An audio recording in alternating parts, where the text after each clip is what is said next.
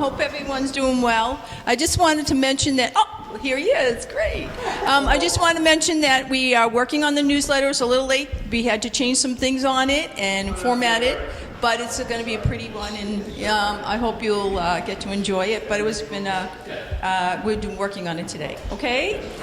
You can find it on the web page as well, and also Facebook page. So if you access those that way or want to know quickly, then you could go on those pages to look, web page as well as the Facebook. And then hopefully the paper version will be out to you soon. Okay, just wanted to let you know, and thank you for today, and it will be an interesting topic. The fishing industry is a very, industry that has its trouble sometimes, with all the cost of everything and where they have to go, and all the guidelines that come along with that. So we just don't realize it, until we really understand it. So I'm really glad to have this happen. All right. Thank you. Thank you. And thank you, Jean, for all you do. You do. She's a lifesaver. Thank you.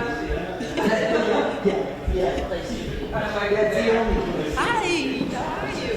Good to see you. I know you're all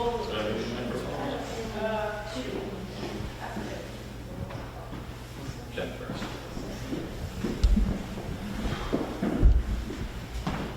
So, Eric Biscino, I work at Standing Up. I apologize for being late for starters. What is this? I don't need that. Everybody can hear me? I am by trade and by choice a commercial lobster fisherman. As a kid, I grew up with a dad who was a school teacher, mom was a school nurse. My father's summer job was to be a lobster fisherman. I took to that, loved it, graduated from BC High, went to Boston University, left, went to UMass Boston. In the interim, I worked on some offshore lobster boats. Everybody seen The Perfect Storm? Yes. I went to sea on the Hannah boat and did lobstering, red crab fishing, went out to the Grand Banks sword fishing, went back to school, worked on some other boats, just to pay my way through. I paid all my schooling. Right? Well, I would say you like it. I'll tell you what, paying for my school made a difference. When I first went, it was loans and stuff, and I didn't mean anything to me. But when I went back and was paying on my own, it was a whole new story. I actually wanted to be there. It was my money. It changes things, right? So, graduated from school, went down to New York, and worked as a stockbroker for a few years. Ended up in Philadelphia. Decided it really wasn't for me. The clients were awesome. It takes a little while to figure out the whole game, right? You can help people. The more people you help, the more people they tell, and then your business grows. The people who I didn't like were the people in charge, the people I worked for. They were awful. Yeah, that was great. You did that yesterday. What did you do for me today? They're always like knocking down you to drive along. So I came back to Massachusetts and I went back to lobster fishing, which I love. Workflows, because I'm a working guy. I hope nobody's offended. So the lobster game, it's a great job. We're out there. We get our hands dirty. I'm outside all the time. Feels good. I provide a protein source that's actually better for you than chicken. It's clean, tasty protein. And once I got back into it on my own, my eyes kind of opened up to what it's really like to be a small business owner, in particular in this state. There's always a new regulation. There's always somebody trying to shut us down. There's all kinds of people that don't want us on the ocean. I don't bother anybody. I play by the rules, and there's always a new rule. The biggest obstacle we face right now is due to the North Atlantic right whale, which is endangered. Excuse me, I'll never tell you there's not an issue with entanglements. There's an issue with getting these animals entangled in fishing lines. But the lines that are killing these whales do not belong to guys like me. It's not the inshore fleet. By and large,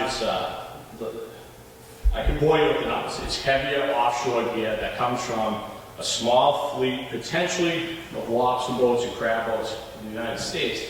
But I've been to the warehouse where they store this gear, down in Rhode Island. It's a NOAA facility, National Oceanic and Atmospheric Administration. They have a huge warehouse. They have all the rope.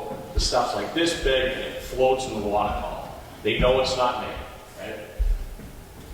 Just to give you an idea, so I'm walking through this warehouse, they got rope stacked up, and all this different stuff all over the place. I'm just walking through, and I point out one coil of the lines to the guy that works there.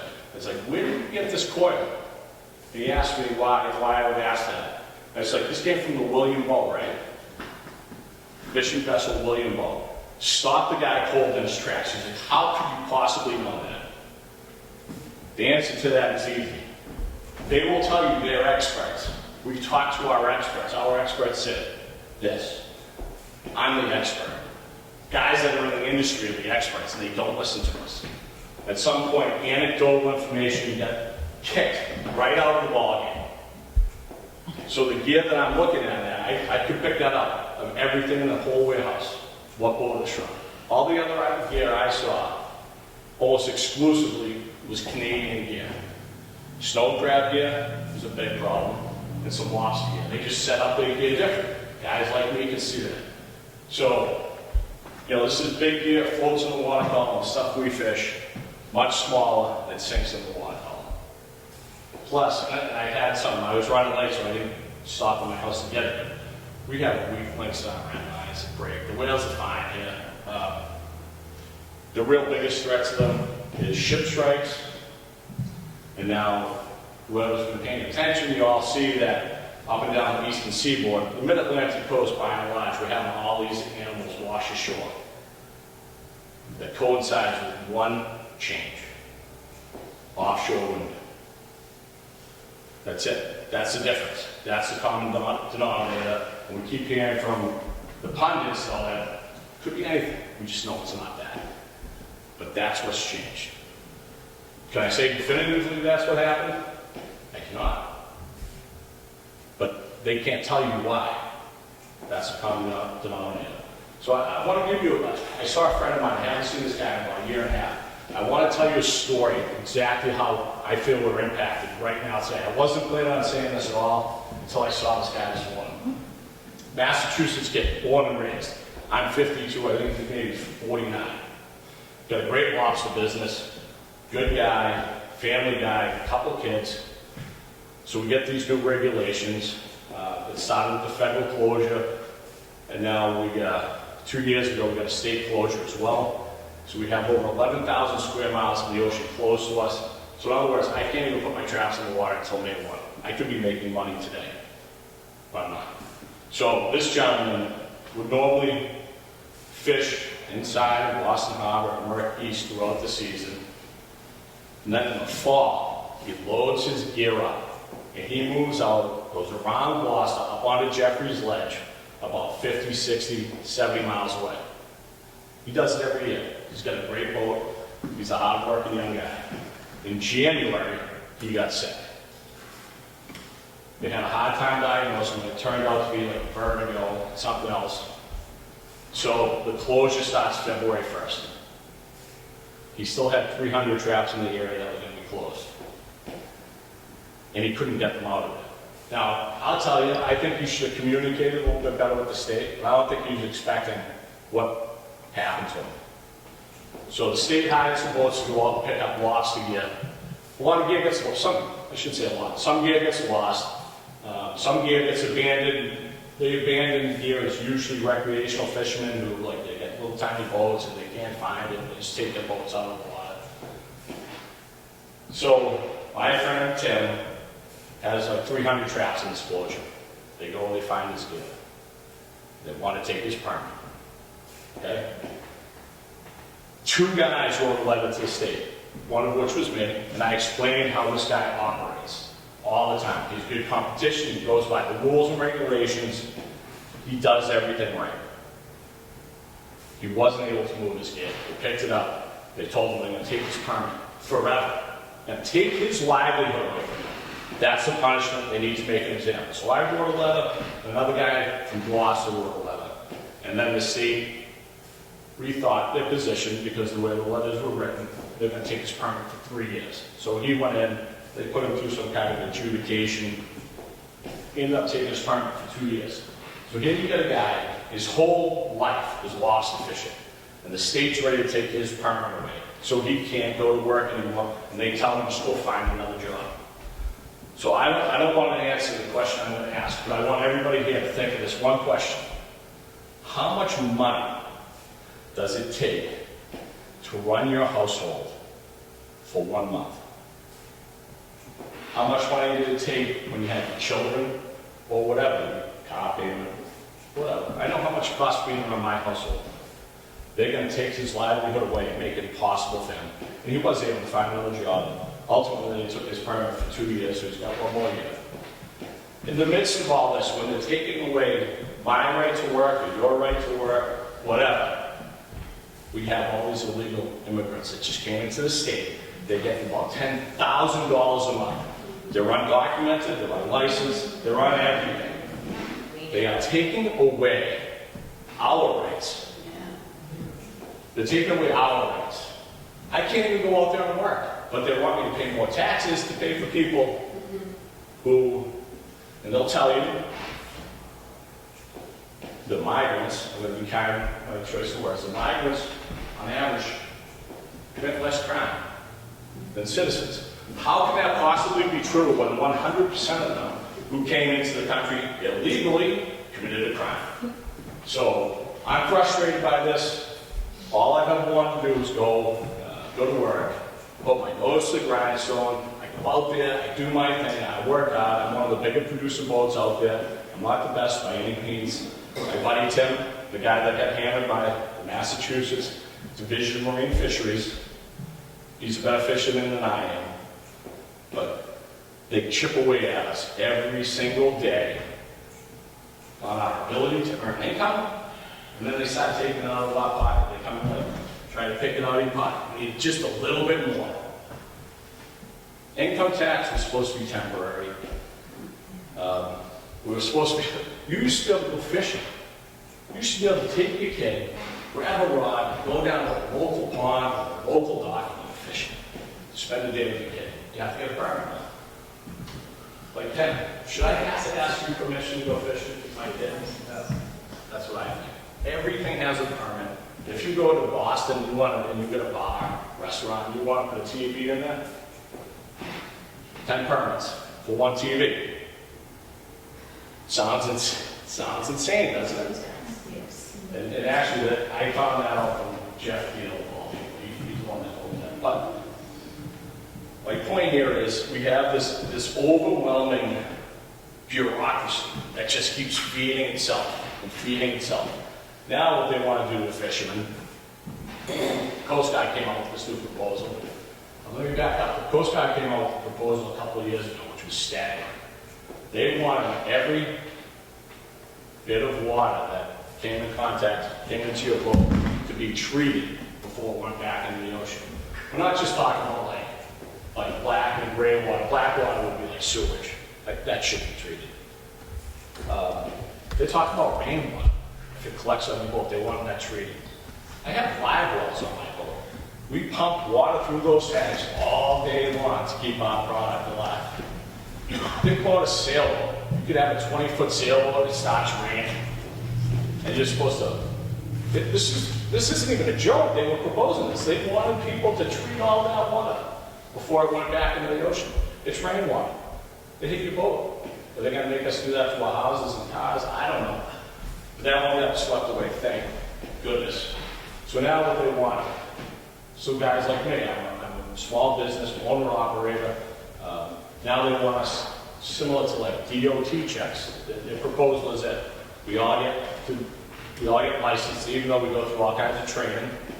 They want us all licensed, and they want us all to go and get like doctor's notes to say I can go to work. I'm going to tell you right now, I have worked through more pain than most people could possibly endure. Like, I had to get back surgery. I couldn't even stand up. My friend found me laying on the dock one day. He's like, "You all right?" "Nope." "You still going fishing?" "Yeah." "We do." Broken bones, ruptured disc in my back, whatever it is, we just go to work. It's like this guy, Tim, that had a problem. He literally finds himself, he's a guy like me, and nothing stops him. He's got to go to work. And he couldn't get out of all his gear. And they want to take his license away because he was physically incapable. And again, he should have called the state and said, "I'm having a problem." He didn't, but he didn't expect us. So we just keep getting hit with these rules. Anyway, so now they want us to be licensed and checked by doctors. They want our crews to be licensed and checked by doctors as if they were merchant mariners on tugboats and big ships. It is so hard for us to find crew. It's not the cream of the crop that we deal with. The guys that I get on my boat, there's a few bad apples, there's no doubt. A lot of good guys. And women. I've had a woman work on my boat. She's probably the single most conscientious worker I've ever had on my boat. Second only to me, because it's mine, and I like to take care of it. A lot of them have trouble in the past. Drug addicts, they've been in jail, they can't get good jobs. A lot of them are uneducated. They're still good people, but now they want us to make these men and women go and get more permits. You know what that means? That means they're going to create more bureaucracy, that takes more of our tax dollars, creates more oversight, creates more ways that they can punish us, and accomplishes basically zero. Makes a different example, the new gun laws that they want to put through. First of all, we have the Second Amendment. Clearly states in there, shall not be infringed. So they want to put all these new stringent gun laws in, fine, whatever. It's all in the name of like preventing crime, but it doesn't. We have bills that say don't commit crime. Murder is a crime. It doesn't matter if you use a gun or a hammer. And just so everybody's clear, people get all up in arms about this AR-15 and stuff. More people get killed every year with hammers than by AR-15s. We're not outlawing hammers. Anyways, back to my point about the regulations. So, with all these new onerous regulations in the state of Massachusetts, again, it's going to create more bureaucracy, more oversight, more jobs for people who don't actually produce anything.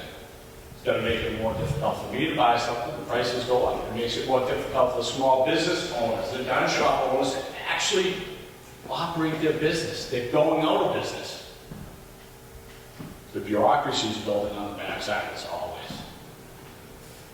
Where's the tipping point? At some point, the producers run out of money. You can only take so much from us, right? You can only take so much from the producers to feed this bureaucracy that keeps building in the background. We don't even see it. It affects each and every one of us every day. At some point, we're going to run out of money. Right now, the state of Massachusetts is losing on average 1,100 people per week moving upstate.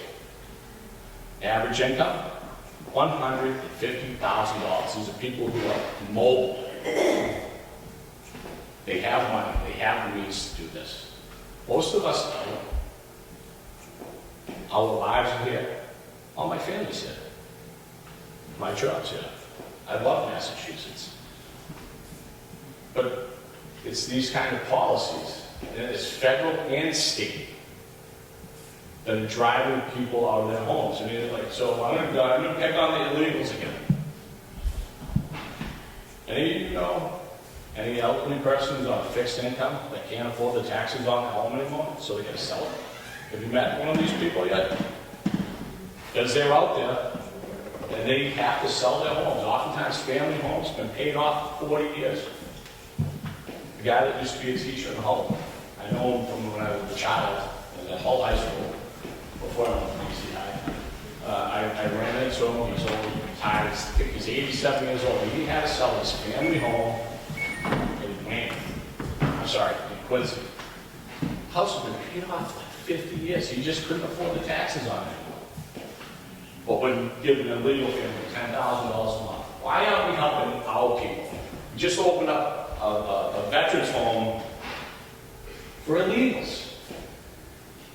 We have homeless veterans on our streets. Who are we working for? I didn't mean this to be a campaign speech, just so we're clear. Again, my name is Eric Mescale. I am a lobster fisherman, but I'm also running for state rep for the 12th Plymouth District. I ran last time, I'm going to run again. Our kickoff is going to be on April 11th, which is Thursday at 6:30 p.m. at 71 West State House. You're all welcome. We'd love to see everybody there. Just come and say hello to people, whatever. But, so, the point of me saying all this at this point is like, yes, I am a lobster fisherman. That's what I want to do. I have no ambition, never had any ambition or aspiration to run for office. And I will tell you this, I don't want to do it. But I am tired of letting these people run us into the ground to pay for their pet projects. And this is what opened my eyes. So being a small business owner, I would have been out in the ocean, I would have been happy, I would have sat back, just done my thing, and they just left me alone. But the problem is, once you see it, you can never unsee it. And it's not just lobster fishing, it's gun shops, it's the trucking industry, it's everything. It is everything out there. These unelected bureaucrats is ultimately what they are. They come in and they make rules and regulations. The people who are supposed to make those rules and regulations are your state legislators, your state senate, your federal legislators, and your federal senators. They're the lawmakers. They've abdicated their responsibility to the alphabet soup agencies across the board. Whenever there is a bill, whenever something comes up, if we really stop and think about this, a lot of times with these rules and regulations, they don't want their names attached to it, so they kind of wash their hands of it, send it to the agency. You guys make the rules. Then their name's not attached to anything. Now, that's not in all cases, of course. We see people vote all the time. Massachusetts is tough. It's not very transparent, but these agencies, they're in your life. You didn't vote for them. You didn't vote for them. Nobody voted for these people. They're appointed. They're unaccountable. They make a rule, and they suffer no consequence. You did. Whether it's good or bad, doesn't make any difference to them. So one of the new rules we got for lobster fishing, this is coming. It's already on the books. It's going to happen in January. They are going to increase the gauge size for us. So the smallest lobster I can keep now measures from the eye socket to the back of the carapace, 3 1/4 inches. Smaller than that I can't take. They're going to increase that by a 1/16 to 3 5/16 of an inch, which doesn't seem like a lot. That'll take out at least 20% of my catch. Canada can take those lobsters. Canada's not going to change their gauge. They just won't sell them to the United States. So the United States will lose the market. We'll lose it. We call them chickens. We're going to lose the chicken market. They've already dropped. We have an oversized gauge. I cannot take a lobster that measures over 5 inches from that eye socket to the end of the carapace. Canadians can. They own that market now. So they just keep putting more and more restrictions on us. Instead of letting, say, economics drive it. Don't you think that would be a smart way to go?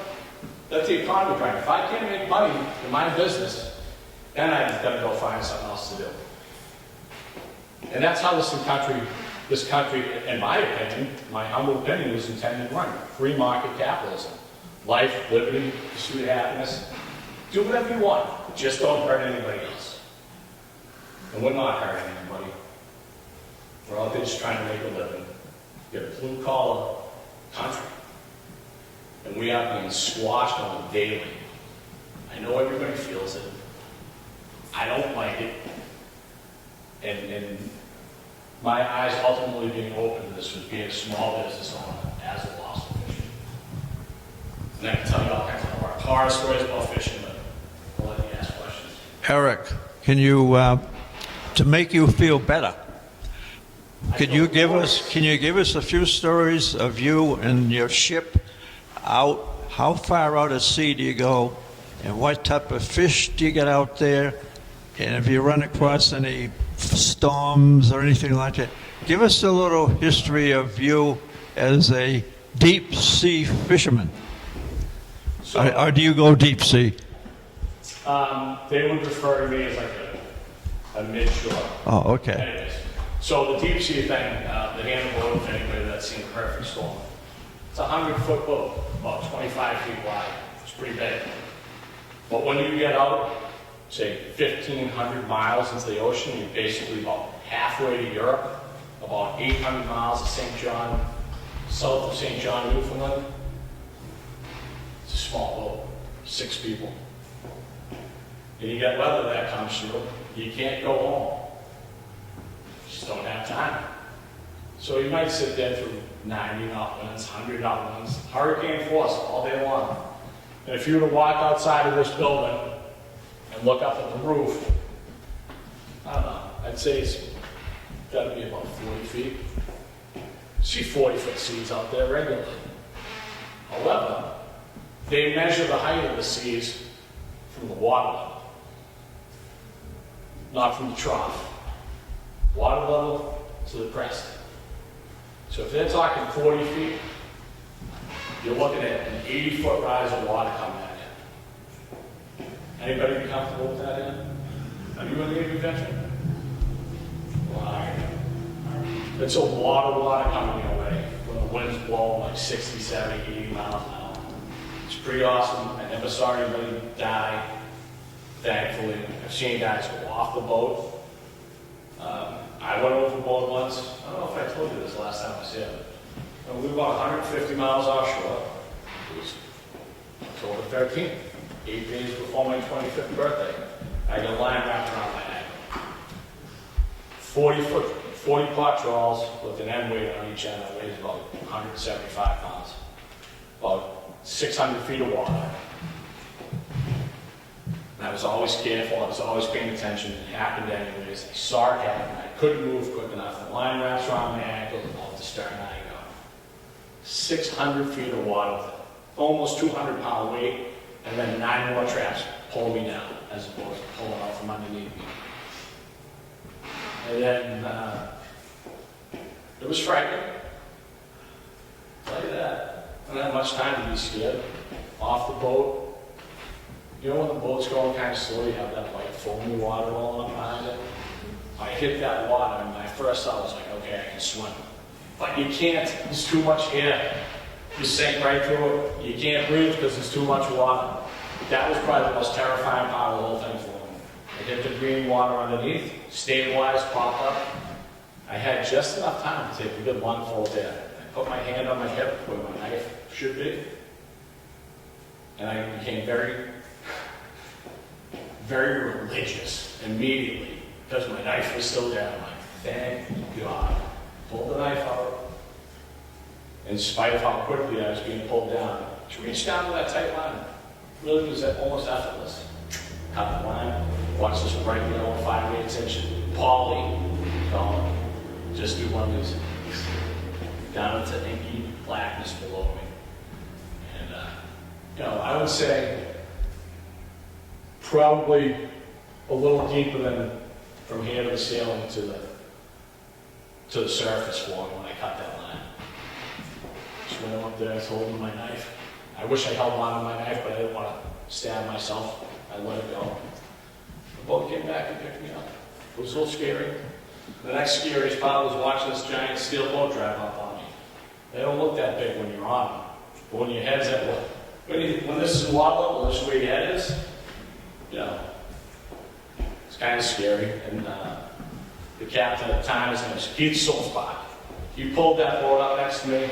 I was literally an arm's length away from it, and they dropped the life ring on me. I got it. They pulled me in the boat like I was a halibut or something.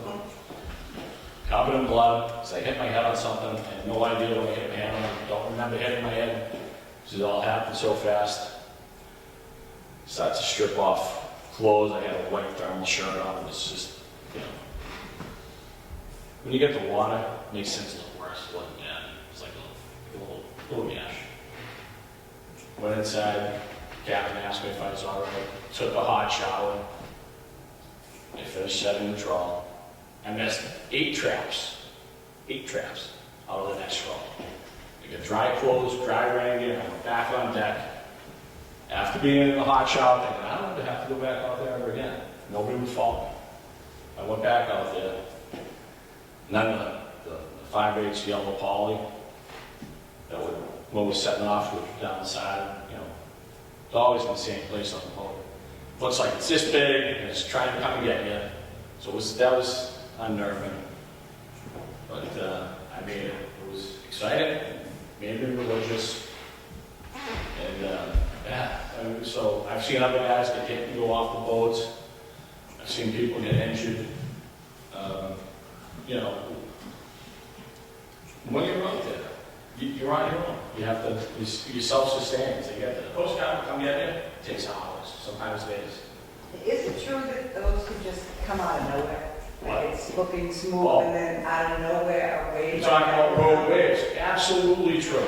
And it's not just out there, and it's usually not on a smooth day, but they say every third wave, every fourth wave is about twice the size of the average.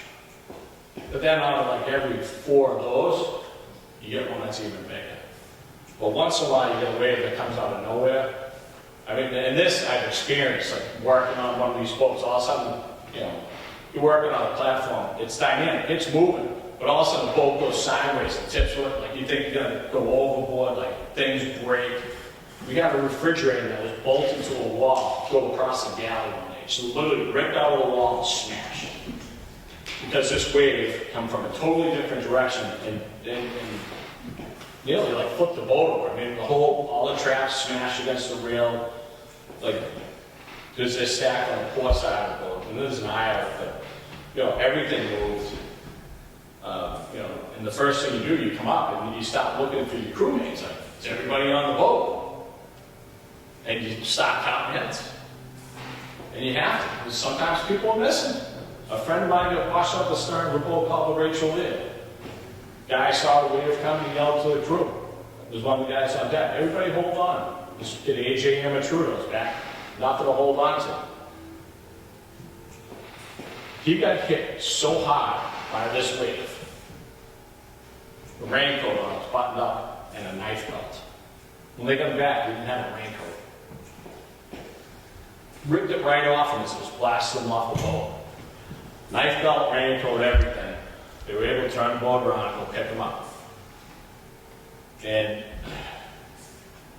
seems like it's a lot further away, but he's probably about 200 feet away from the boat, almost 300 feet away from the boat by the time they kind of recover and start to operate the boat and get it turned around. It happens that fast. He's lucky he's not dead. Another one of my friends, I call him Flounder, his name's Sean Down. It's just that we all have nicknames out there. Steel beam, 4x4 steel beam that holds up the overhead of that particular boat. He had his arms around this guy. Strong. It ripped him off that, bounced him off the port side of the boat. He stayed in the boat on that. And anybody here ever see, I'm thinking you're my best bet on this one. Saved by the Bell? Yep. Screech? Yep. That was my nickname. That was my hair scarlet. And that was my very first trip with some crazy people. I was like 20. So I was 21. I was 21 years old. I remember working with these people. Like, it's a total alpha environment. These people are aggressive. They're strong. They are very, very tough people. Good people. And they're scary. And this guy, they never talk to the new guys, because most of the new guys wash out. So you gotta they wait and let you make a reputation for yourself. They don't talk to you. Don't tell you anything. You have to ask everything if you want to learn. This guy turns on me. He's like, I got it. He's thinking like, I'm dead. That's it. I'm dead. And he says, screech. And I knew it was gonna stick. But and every boat I've ever been on, somebody will call on the offshore boats at least, and be like, "Are you gonna screech over there?" And that's it. And then give everybody a nickname. So, but yeah, the road waves sneak out of nowhere. Can be devastating. They break things. It's scary. But weirdly, I don't think I've ever felt scared out there, with the exception of me going on a lot. Do you, Eric, run across sharks or large sharks or any sharks? Or what's the biggest problem you have out there as far as fish itself? I know sometimes you see a TV, they'll say people are out there fishing and then a shark will come up and almost land on the boat. I don't know how far out they are or how far out the danger is out there all the time anyway. Well, I'll tell you one thing. Most shark attacks take place in 3 feet of water or less. They're everywhere. If you go swimming, you're more likely to get hit by a bolt of lightning. So, if you want to go swimming, just go swimming. I've seen all kinds of sharks. I've caught all kinds of sharks. In particular, when I'm out sword fishing out in the Grand Banks. What's terrifying about these animals, you'll pull in a nice tuna. Should be about this big, maybe 100 pounds, 90 pounds. And it's like this big because the rest of it's gone from one bite. Just one bite and it's gone. You know, the sharks are awesome. The biggest sharks we see are basking sharks. They don't have teeth. It's a filter feeder. They eat plankton. These sharks will get up to like 30, 35 feet long. And in spite of the fact that I know they are not going to harm me, you couldn't pay me to get in the water with the things anyways because they still look terrifying and they're huge. You know, you can see the thing come on your boat and, you know, you see trucks driving around here like, it's like Curtis oil, like Greeley's oil trucks. These animals are so big, it looks like one of those trucks kind of going by under the boat. That's how big they are. We see whales out there that are 40, 50 feet long that weigh like 40 tons, like 80,000 pound animals. I mean, I've seen them. I can't even conceptualize what these animals really are. So if you see they do a necropsy on the beach of one of these whales, you know, you see the whale in the picture, and it looks big. And then you see a person standing next to the whale, and just like, they're huge. They're huge. I'll share an awful story with you about a whale. So I know entanglement's a problem. I know it's not the stuff I do. Right? However, when I was on these offshore boats, and I shouldn't say this on camera, we were part of an entanglement. So whale. And what happens, and this is one of the things that irritates people, the quote-unquote scientists.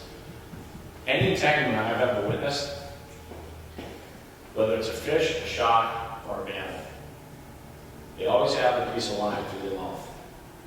They're going forward and they pick it up. And then they just start to twist.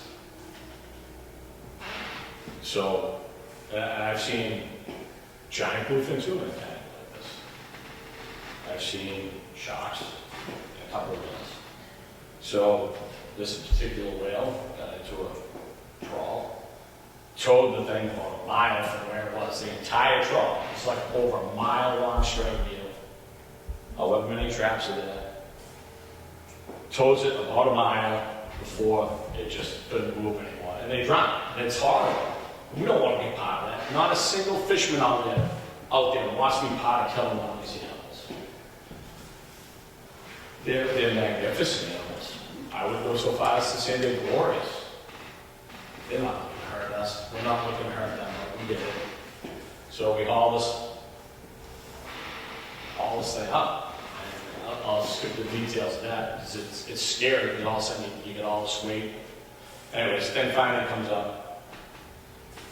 Once you get it off the ocean floor, it starts to come up through the water. About 240 feet of water. Every 10 feet is the equivalent of 1 atmospheric pressure. The gases start to expand. It comes up faster. This thing hit the bottom of a 77-foot steel boat, and you can feel the boat come up about 6 inches. Slid out, the boat settled back in. It's a big animal. Very sad. So we start to clear our gear off of it. And the whole time we're doing this, you can hear this hissing sound. And I will never be able to forget this the rest of my life, as much as I would like to. look at the guy next to me, I was like, what is that hissing sound? Then it was like somebody fired a cannon next to the boat. Anybody ever hear a cannon go off? Oh, thing explodes. So here's an unpleasant thought. Just blasts us in there, it's all over the boat. And we're all standing there looking at it. Right in the face, everybody. So everybody scatters, the captain puts the boat in gear, shuts the window, and we cut the line. There's nothing you can do. And we killed it, we did it, it happened. It'll happen again. But it doesn't happen often. And then it took us like 6 hours to clean the boat. We had to go to the mast, we had to go over the bow, and we went all the way to the stern.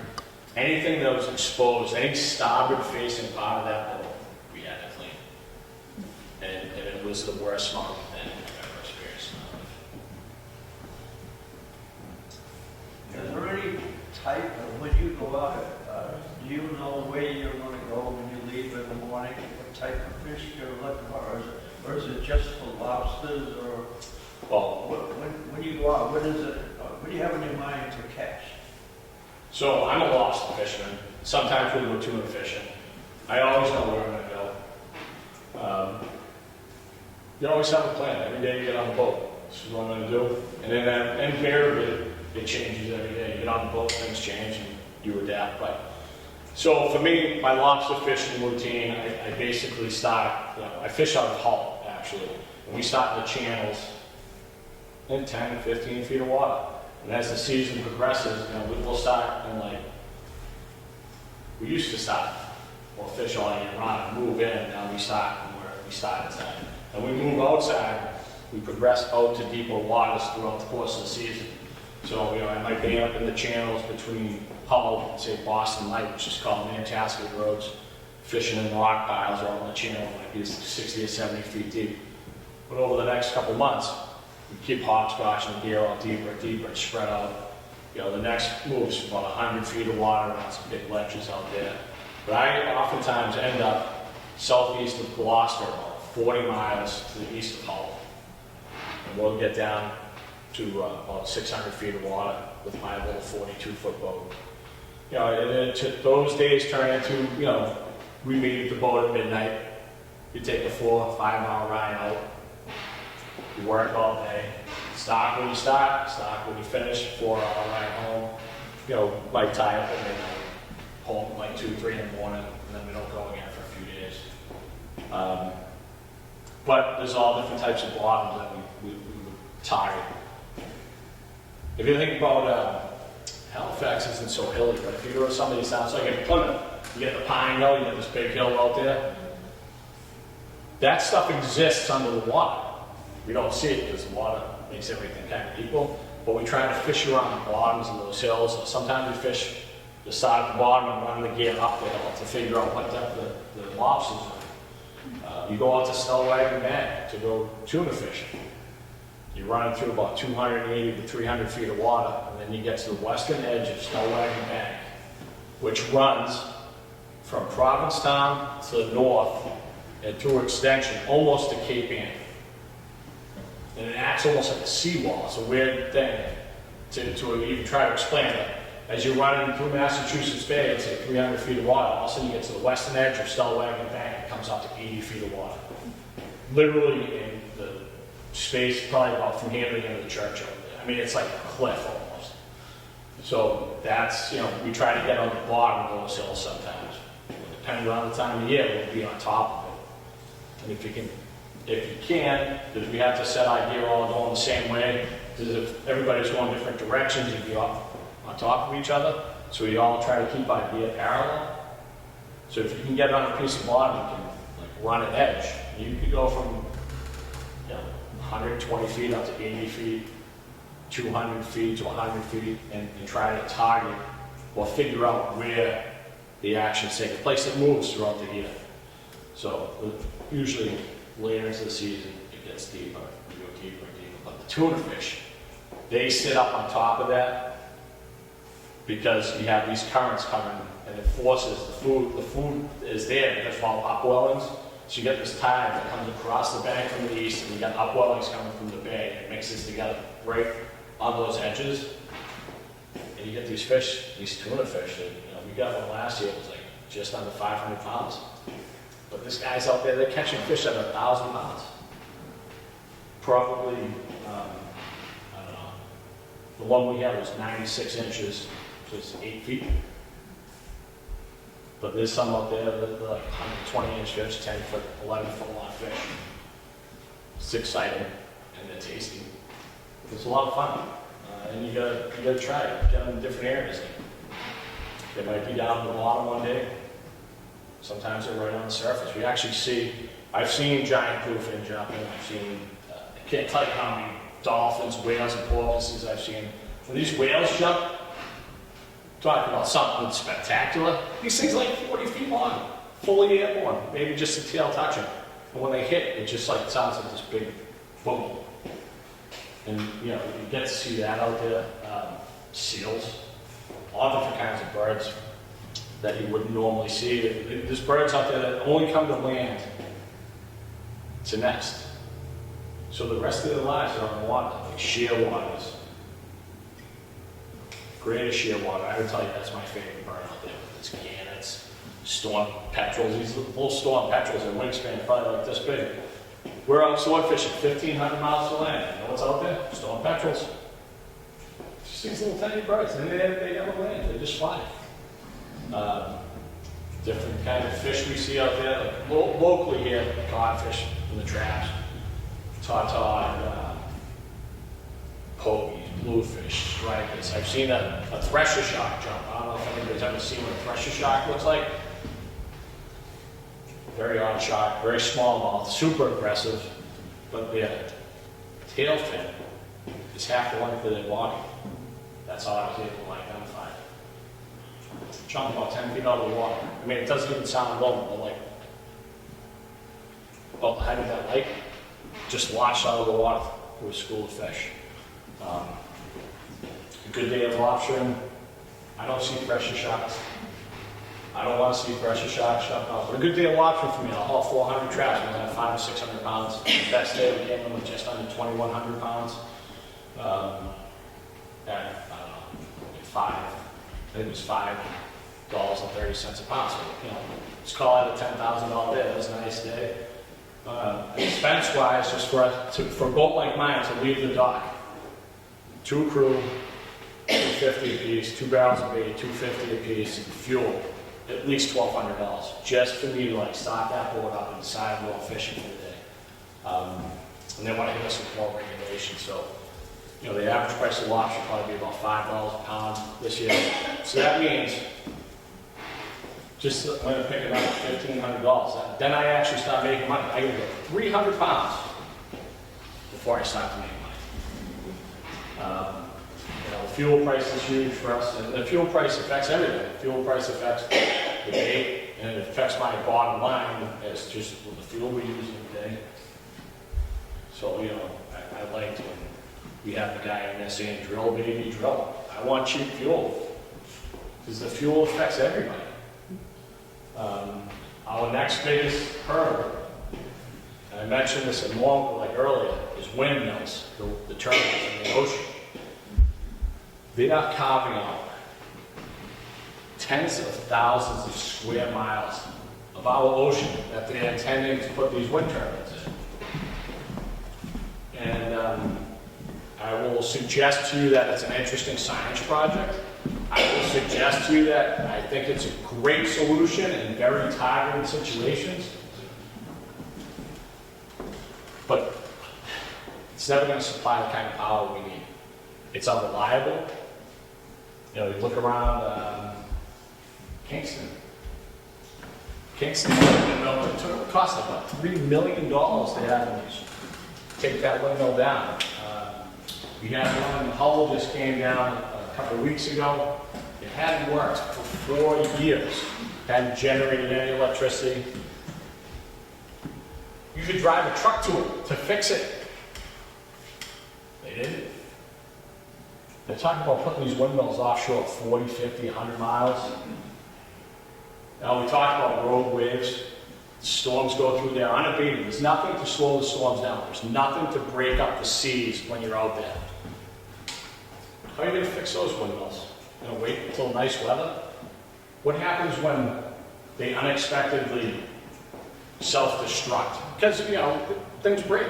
What are we going to do with the hydraulic oil that's when it starts dumping in the ocean in a nor'easter or a no-name type storm that devastated the East Coast? Who's going to go out there at the end of their life cycle and take it down? Now, they're talking about like tens of thousands of square miles. When the Biden administration came into office, one of the things Kamala Harris said was, we want 30 gigawatts of renewable energy by 2030. And then one of the things, and I'm going to show you the contrast here, one of the things Joe Biden said when he came into office is, we are going to electrify the fleet of federal cars. So when I say cars, I'm talking about like daily driver cars and regular pickup trucks that people would use in an ordinary day. To electrify that fleet of vehicles, you got to look at them as a generator, right? Instead of going from gas to mechanical, electrical. It would take 32 gigawatts approximately. So, if you're going to electrify the United States fleet of daily drivers, you're talking on the order of 36,000 gigawatts. Now we're talking terawatts. Where are we going to get that electricity? Not from out there. The only reason that's a viable industry at this point, and all you got to do is start looking at the numbers, is because the federal government is dumping money into it. If that was left to be a free market enterprise, none of this would be happening. My brother's been friends with the guy who's the CEO of a steel firm who supplies steel to these offshore wind turbines. This guy's like, this is the craziest industry I've ever seen, because people are concerned about the end game for these wind turbines out there. It's like they don't even have a plan as to how they're really going to build them all.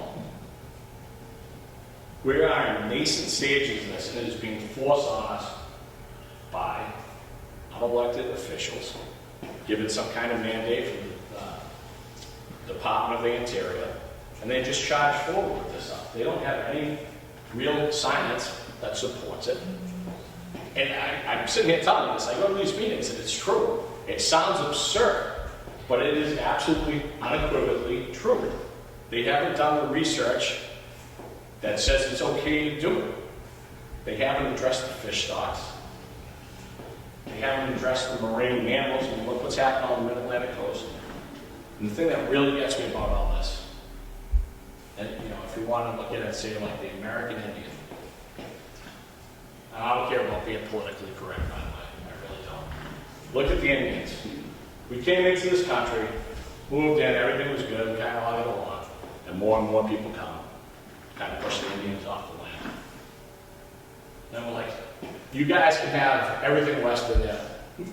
And then we go a little further, well, you can have this spot. And now they're on reservations. Is that what they're going to do to the fishermen? As they take literally tens of thousands of square miles for these wind turbines? So I'll tell you what, if you're having a bad day and you're in there and you need a Coast Guard helicopter to come, they're not sending that helicopter into one of those wind farms. They're not going to do it. When I was on the offshore boats, there's always somebody at the wheel. You always stand to watch. But as we're steaming along, everybody else is sleeping. The standing rule was, if a boat comes within 2 miles on your radar, you wake up the captain. Because weirdly, 2 miles seems like a pretty good distance. A lot can happen very quickly. To the point where you, like, boats hit each other out there. You'd think it's impossible, but they do. The windmill spacing that's going to take place south of the islands, south of Martha's Vineyard and Nantucket, 1 mile. So if you're between them, not even half mile to your big targets, there's other boats transiting in there. It's starting to get crowded. It still seems like a lot of space. It's not. What happens when you throw in a gale? Driving rain, driving snow. You're putting all the men and women who are out there, you're putting their lives in danger. You're putting their ability to make a living in danger for what is probably going to be seen in the eyes of history as a perishable science project. So, you know, as a fisherman, daily we are dealing with all kinds of external pressures that have nothing to do with the fishing industry. And it's all almost entirely driven by unelected bureaucrats. I have one more question, and then we'll see what they have out here.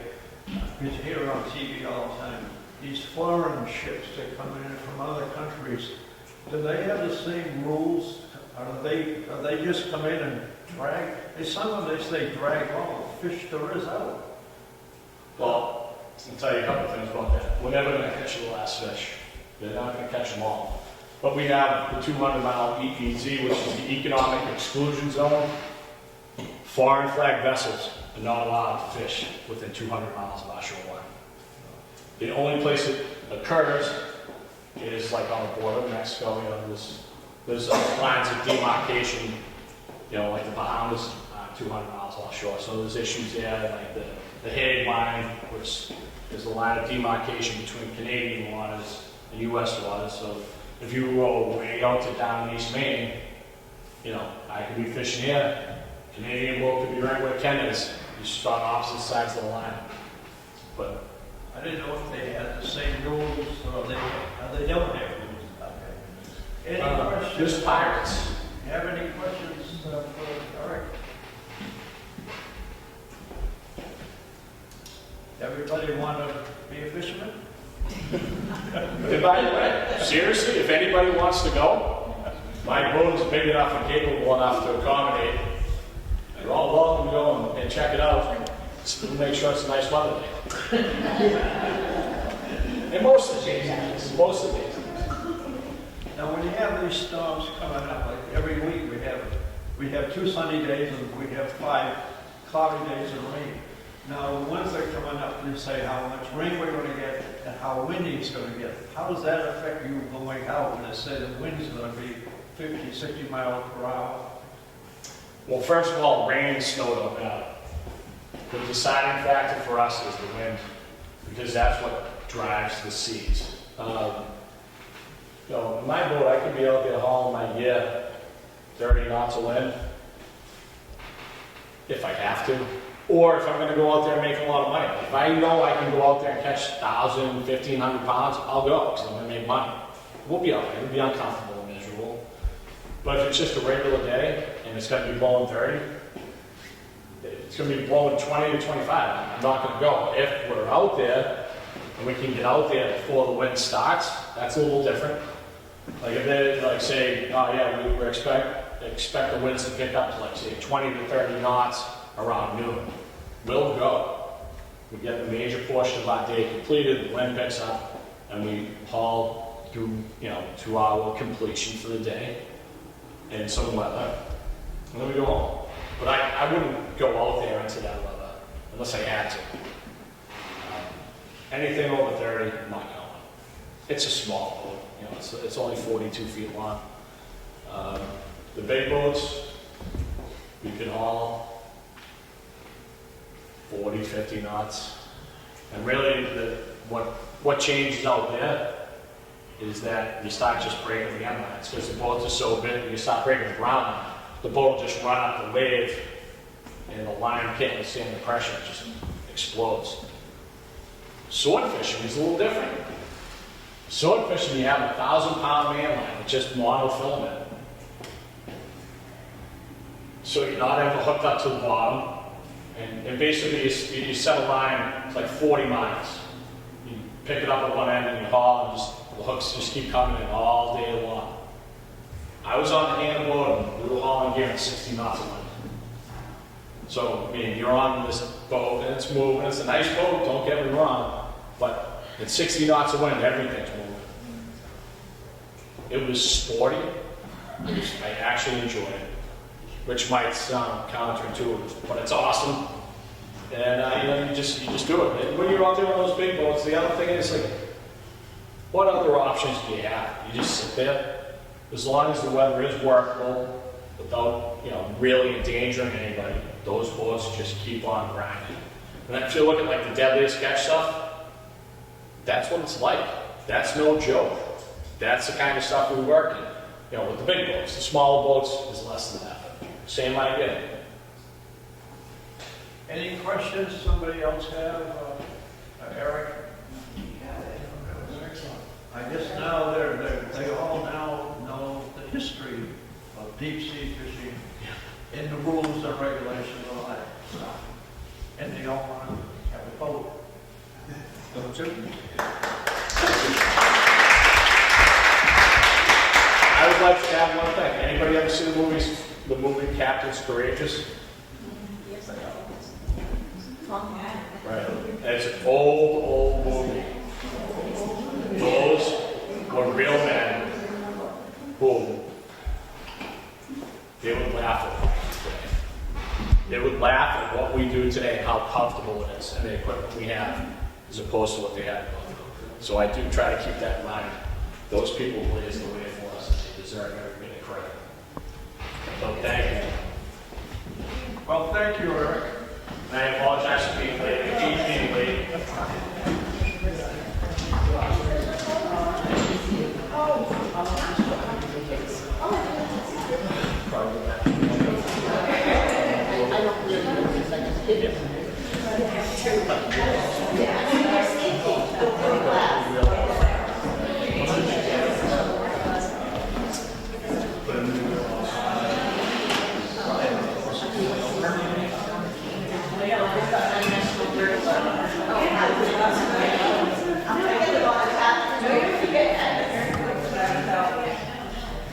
Hang on a minute.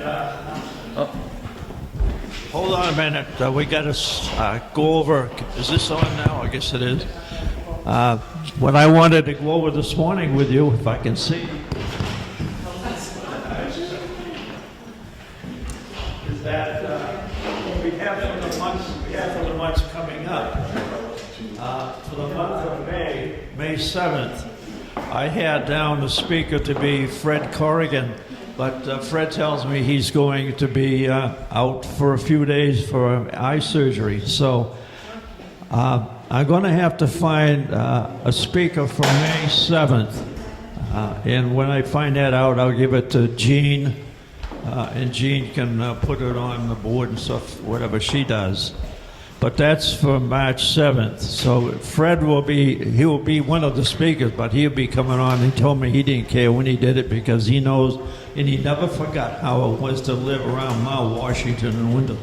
So Fred, whenever you're ready, we can put you on, okay? For the month of June, that will be on June 4th, will be Michelle Elix. And she is a member of the Massachusetts Registry of Motor Vehicles, and she has a lot of changes being made. There's a lot of things being changed on the license itself. So she is going to be a speaker for June 4th. For the month of July 2nd, well, before I go into that, I didn't ask anybody what we're going to do for July and August, but last year, I closed everything down for July and August, and I think it did a little damage to starting in September because then certain people didn't get back to us. So I'm going to continue right on through the year, having guest speakers as long as I can find them, and the people that can come during the summer. Everybody's welcome. But the ones that do have vacation, they'll tell us that they won't be able to come and so forth. But I know Jo Schofield, she doesn't like to travel too much, so she'll be here. Anyway, for the month, so that would take us up to the month of August, and we're going to have the Halifax Chief of Police. He's going to bring in the FBI, and that will be something new that we never had before. And I think Jean said if we can't find someone for next month, then we'll ask the Chief of Police if he can bring the FBI in next month, and then we'll go back to Fred later on and so forth. So that's it. We have the speakers up through August 6th. And I have about 4 or 5 others that are interested in coming in. We have one that he's a descendant of a large whaling family, which goes back to everybody in the family was involved in whaling. So he is going to be a speaker, but right now he was in surgery. So Gene, I guess he's coming back. He's coming in July. In July, and he's done a big lecture in the library in Kingston. I think that they had him. Wait a minute. Anyway, he will be doing a lecture to us, and it's going to be on history and his history and the family before him in whaling.